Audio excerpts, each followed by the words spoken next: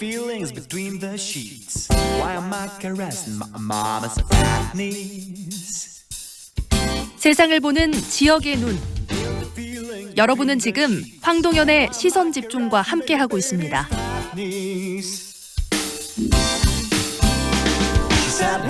황동현의 시선 집중 3부 시작합니다.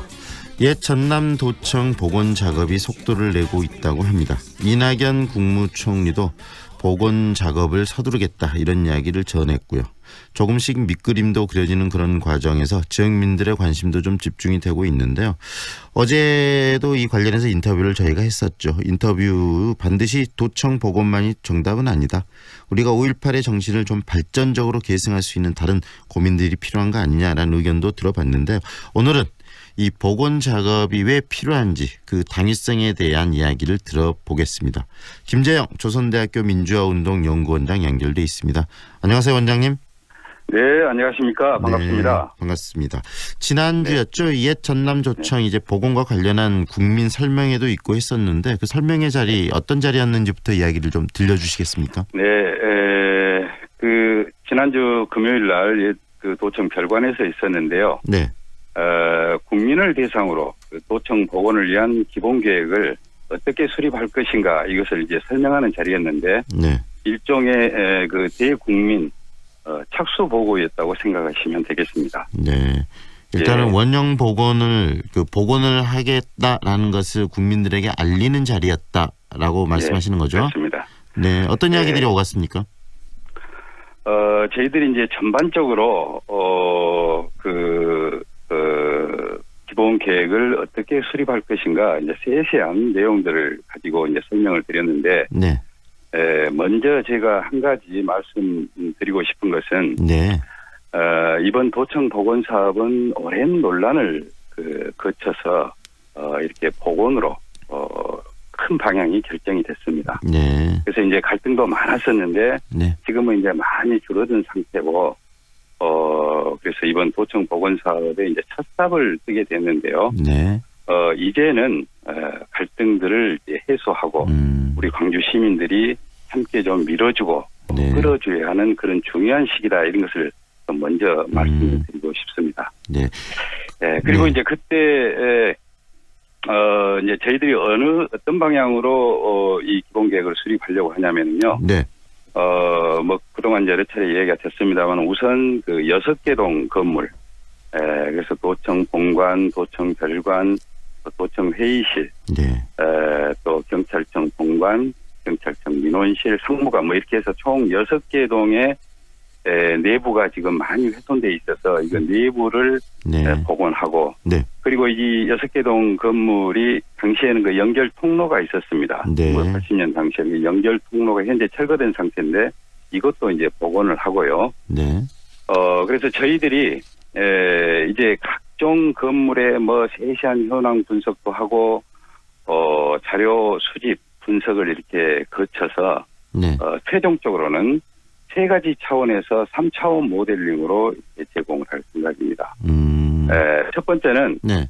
그 1930년대부터 10년 단위로 도청 일대가 어떻게 변화되고 있었는가 이 변화 양상을 네. 3차원 모델링으로 제공하고, 두 번째로는 5.18 민주화 운동 당시 이 전남도청 일대 모습이 어떻게 생겼는가를 구체적으로 이것도 마찬가지로 3차원 모델링으로 제공하고, 네. 그리고 마지막으로는 5월 항쟁 당시 이 6개 동에서 일어났던 각종 사건들을 또 구체적인 3차원 모델링으로 이렇게 제공할 네. 계획을 가지고 있습니다. 이 원형 복원이라고 말씀들을 많이 하시던데 이 원형 복원이라는 건 옛날의 그 모습을 그대로 다시 재현해낸다는 겁니까? 아니면 구체적으로 어떤 식으로 하겠다는 이야기시죠? 네네. 저희들이 이제 복원의 그 시점을 5월 항쟁 기간으로 잡고 있습니다. 네. 더 구체적으로는 그 1980년 5월 27일 네. 도청이 진압되던 날, 네네네. 그날을 이제 구체적인 복원 시점으로 잡고 그 시절의 건축물로 복원하자는 것입니다. 네. 그러니까 이제 결국은 우리가 1980년대 5월 그 당시에 건축물이 어떻게 생겼는가 네. 그것을 저희들이 어쨌든 과학적으로 추정하고 네. 여기에다가 5월 사건을 결합시키는 이런 아주 중대한 역사적인 과업을 수행하게 되었습니다. 이 복원을 원형 복원을 위해서 또 많은 그 활동도 해오고 그러셨는데 지금까지 뭐 해오셨던 여러 가지 활동에 대해서 짧게 한 말씀 해주시죠. 이 원형 복원이 다시 이야기되고 이렇게 결정되기까지 과정 쉽지는 않으셨죠. 예. 네. 예, 이제 그런 과정들은 저희들이 쭉 이번 연구 용역 사업을 준비하는 과정에서 이제 확인을 했었는데요. 네. 10년 전으로 이렇게 쭉 거슬러서 쭉 이렇게 살펴보았습니다. 네. 그래서 국립아시아문화전당이 착공할 그때부터 네. 도청 절관을 철거할 것이냐 말 것이냐 이런 여부를 가지고도 많은 논란이 있었고요. 네. 저희들이 이제 정말 일일이 여기서 말씀드리기가 어려울 정도의 네. 많은 복잡한 네. 그런 절차들이 있었죠. 네. 그런데 이제 중요한 것은 그때 정말 이 도청 복원과 관련해서 많은 사람들이 논란을 벌이고 갈등들도 많았었는데 네. 모두 다 광주를 사랑하고 네. 5월을 네.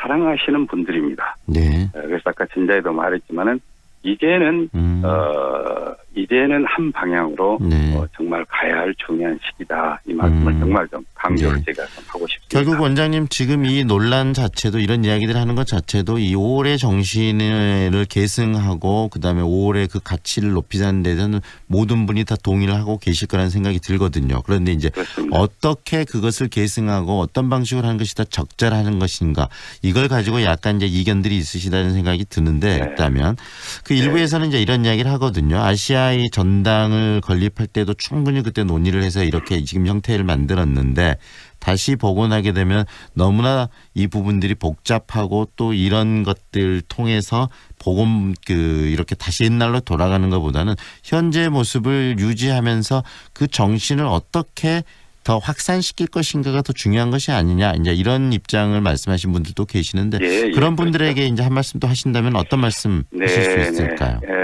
지금 뭐 다양한 의견들이 있을 수 있죠. 저도 그런 얘기를 많이 들었습니다. 네. 근데 아까도 말했지만은 어쨌든 큰 방향이 이제 복원적으로 결정이 났고요. 네. 아시아문화연구원에서 이번에 도청 복원을 위한 기본계획 수립 용역을 위해서 발주해가지고 네. 저희들이 선정돼서 이 작업을 하게 된 것입니다. 네.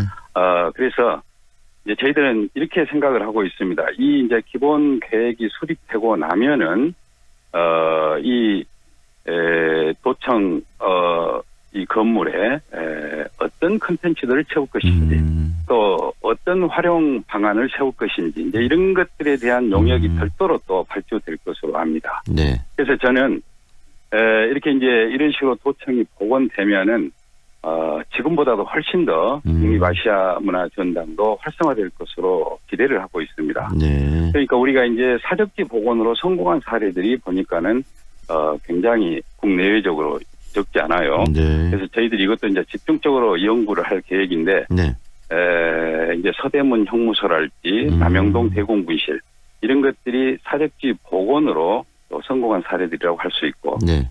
해외 사례도 많더라고 보니까 원형 보존을 통해서 아주 성공한 사례들.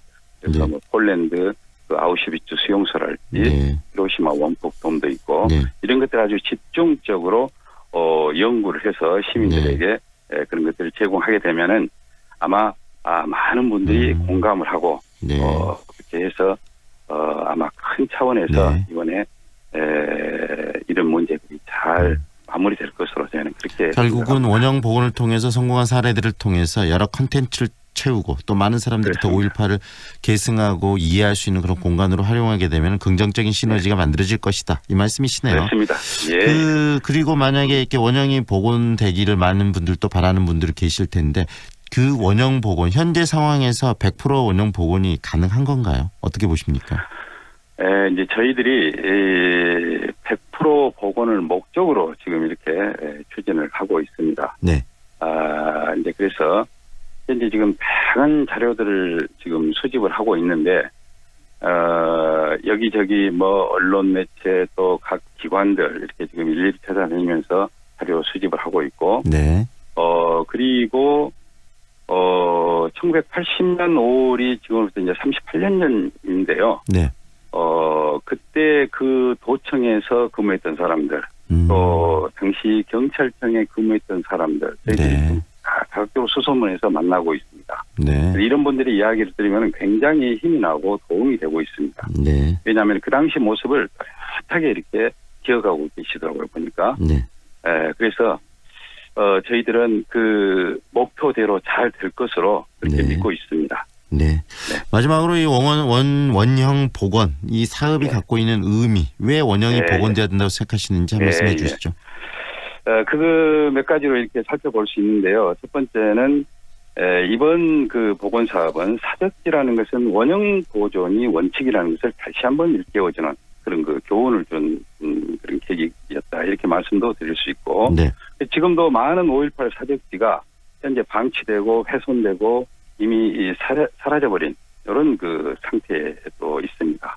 그래서 이번 복원 사업은 이런 그 5.18 사적지에 대해서 다시 한번 관리 감독도 철저히 하게 하고, 네. 또 수리하고 복원하는 이런 계기도 마련하게 될 것이고요. 네. 무엇보다도 민주화의 상징인 도청이 복원되면은 우리나라의 대표적인 민주화의 산교육장으로서 그 역할을 톡톡히 해낼 것으로 생각하고, 더 나아가서 광주의 민주인권 평화도시로서의 위상을 더욱 확립하는 계기가 될 것으로 확신하고 있습니다. 네. 오늘 말씀 여기까지 듣겠습니다. 네. 고맙습니다. 네, 감사합니다. 지금까지 김재영 조선대학교 민주화운동연구원장과 함께했습니다.